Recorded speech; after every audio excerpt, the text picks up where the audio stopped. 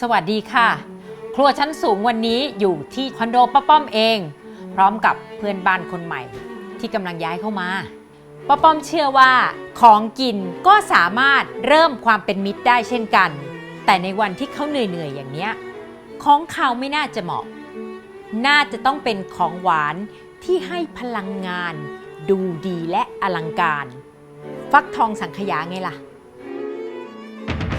การอยู่ที่สูงไม่ใช่เรื่องง่ายเพราะยิ่งอยู่คอนโดสูงก็ยิ่งห่างไกลจากอาหารสวัสดีค่ะนี่ป้าป้อมนะคะไม่ใช่เชฟป้อมจะมาทำให้เห็นว่าครัวเล็กๆในคอนโดก็ทำอาหารดีๆได้ใช้งบไม่สูงและทำให้ชีวิตบนที่สูงขึ้นได้อีกขึ้นไปค่ะขึ้นไปครัวชั้นสูงกัน High Zone Kitchen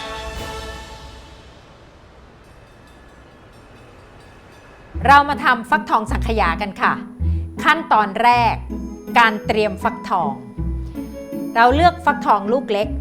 เพราะว่าเราจะนึ่งทั้งลูกนะคะมีข้อควรระวังเนื่องจากฟักทองเปลือกก็แข็งเนื้อก็แน่นดังนั้นเราต้องใช้มีดคมๆและการใช้มีดคมสำหรับคนที่ไม่ถนัดจะต้องระมัดระวังอย่างยิ่งค่ะเรามาเริ่มกันเลยนะคะคมมีดอยู่ด้านนี้นะคะพยายามอย่าเอามือไปไว้ด้านนี้ให้มือจับอยู่ด้านสันมีดเสมอค่ะเจาะฟักทองเพื่อเปิดฝาเมื่อเราคิดว่าเราลงมีดผ่านเนื้อฟักทองชั้นแรกลงไปถึงเม็ดแล้วคราวนี้ถึงขั้นตอนการที่จะงัดฝาออกใช้ด้ามช้อนค่ะงัดเข้าไประหว่างร่องนี้เอาฝาออกค่ะเห็นไหมคะเรางัดฝาออกมาได้แล้วสำหรับฝาเราตัดให้เรียบแบบนี้ค่ะจากนั้นเราก็เอาไส้ออก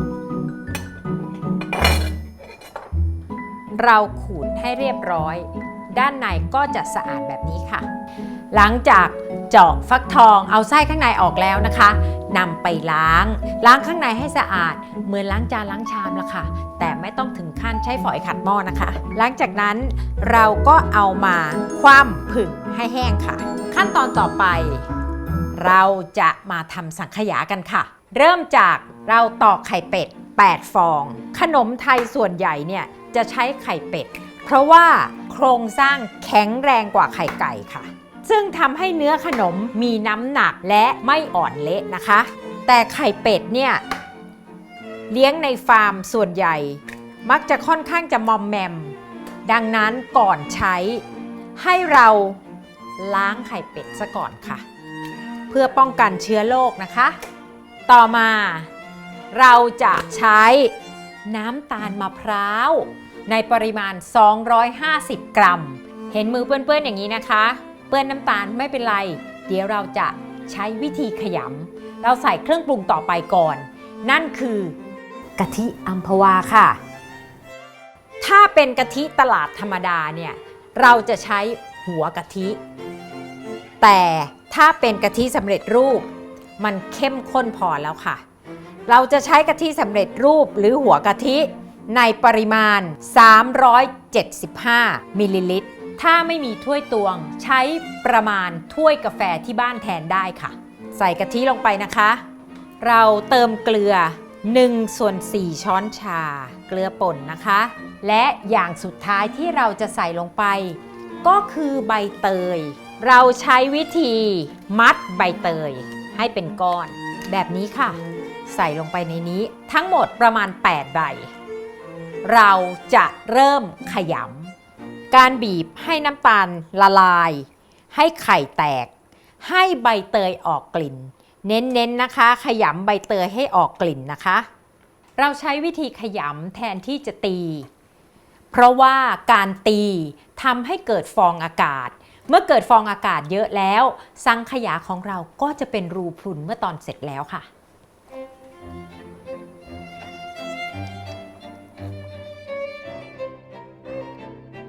เรานวดสังขยาใกล้จะเสร็จแล้วเราก็เปิดไฟ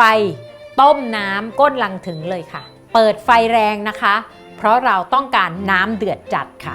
เมื่อเราขยำได้ที่แล้วเราก็ต้องกรองวิธีกรอง แบบไทยๆเรา 1. คือกระชอน 2. ใช้ผ้าขาวบางค่ะ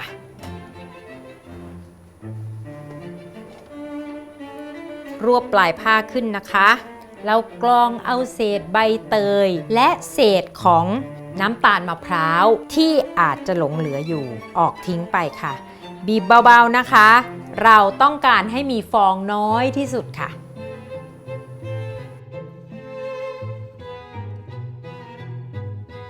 เห็นไหมคะสังขยาของเราเนื้อเนียนละเอียดมากนี่ขนาดยังไม่ได้นึ่งนะนึ่งออกมาแล้วจะสวยขนาดไหนฟักทองเนี่ยเมื่อนึ่งแล้วเนื้อมันจะนิ่มป้ากลัวว่าฟักทองมันจะแตกออกเป็นเสี่ยงๆในระหว่างนึ่งดังนั้นเราก็หาชามที่ทนความร้อนได้มารองก้นไว้เราจะกรอกสังขยาเข้าไปในฟักทองค่ะเราจะกรอกให้เกือบเต็มถ้าเรามีเนื้อสังขยาเหลือเราสามารถเอาใส่ถ้วยนึ่งรับประทานเป็นสังขยาเปล่าๆก็ได้ค่ะเมื่อน้ำเดือดแล้วนะคะลดไฟลงเป็นไฟกลางทำไมเหรอถ้าเรานึ่งด้วยไฟแรงมากๆเนื้อสังขยาข้างในมันก็จะฟุขึ้นมาแน่ไม่เข้าใจละสิฟุมันคือการฟูฟ่องขึ้นมาแบบไม่น่าดูอะค่ะเหมือนคนเป็นแผลมันก็จะฟุขึ้นมาเหมือนเนื้อแตกเนื้อระเบิดประมาณนั้นนะคะถ้าสังขยาหน้าตาแบบนั้นมันก็ไม่น่ากินนะไฟกลางๆจะทำให้สังขยาสุกแบบนิ่งๆแน่นและเนียนค่ะเรานึ่งไฟกลางๆต่อไปอีก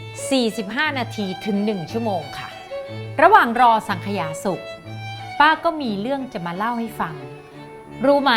ว่าป้าเนี่ยเคยเป็นเด็กวิ่งกับข้าวมาก่อนงงละสิ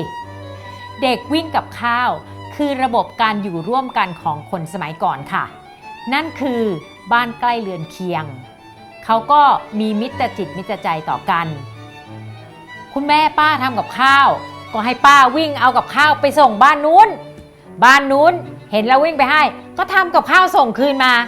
นี่แหละค่ะป้าเป็นเด็กวิ่งกับข้าวจากบ้านเราไปบ้านนู้นจากบ้านนู้นมาบ้านนี้เสมอนั่นคือการอยู่ร่วมกันในสังคมสมัยก่อนสมัยนี้เปลี่ยนมาเป็นคอนโดอย่างป้าได้ยินห้องฝั่งตรงข้ามเขาย้ายเข้ามาใหม่ทำไมเราไม่ผูกมิตรกับเขาล่ะคะเพราะไม่งั้นเนี่ยอีกหน่อยอยู่กันไปเกิดมีปัญหาเราทำเสียงดังให้เขารำคาญเขาทำเสียงดังให้เรารำคาญเราต้องสื่อสารกันใช่ไหมต้องบอกกันตรงๆใช่ไหมแต่ถ้าเราไม่มีมิตรจิตมิตรใจต่อกันมาก่อนการสื่อสารบางครั้งมันอาจจะทำให้ผิดใจกันได้ดังนั้นทุกคนจำไว้นะเราเริ่มผูกมิตรถ้าไม่รู้จะเริ่มอย่างไรเอาของกินนี่แหละค่ะฟักทองสังขยาน่าจะสุกแล้วหน้าตาดีเชียวแต่ก่อนที่จะเอาไปให้เขาเราน่าจะชิมเองซะก่อนนะหอมฉุยน่ากินจริงๆเลยมันจะมีกลิ่นหอมผสมผสานระหว่างไข่เป็ดกะทิน้ำตาลมะพร้าวและหอมอ่อนๆของใบเตยมิหนำซ้ำยังมีกลิ่นหอมมันของฟักทองอีกด้วยแต่เอาละนะจนป่านี้แล้วป้าไม่อยากกวนเวลาส่วนตัวของเพื่อนบ้านเดี๋ยวเราจะเอาไปแขวนไว้หน้าห้องเขาแต่เพื่อรักโลกนะคะเราผูกเชือกไว้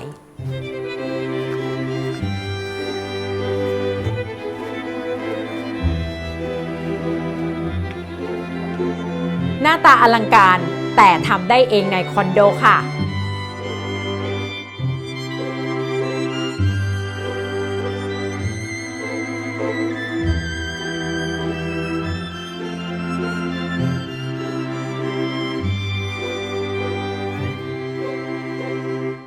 เก็บครัวเสร็จแล้วก็มากดกระดิ่งกด Subscribe ไว้นะคะเพราะว่าครัวชั้นสูงยังมีอีกหลายเมนูจะได้ไม่พลาดกันค่ะ